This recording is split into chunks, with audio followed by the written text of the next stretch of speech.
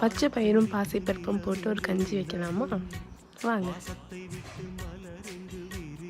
இது ரொம்ப ரொம்ப ஹெல்த்தி. ஃபீவர் டைமில் ரொம்ப எனர்ஜி கொடுக்கும். இன்னொன்று என்ன அப்படின்னா, இந்த பச்சை பயிரும் பாசிப்பருப்பும் போட்டிருக்கனால டேஸ்ட்டும் சூப்பராக இருக்கும்.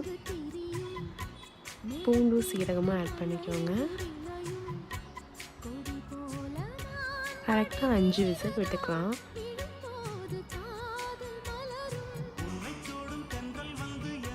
தேவையான அளவு தண்ணி ஊற்றி கன்சிஸ்டன்சியை ரெடி பண்ணிக்கலாம்.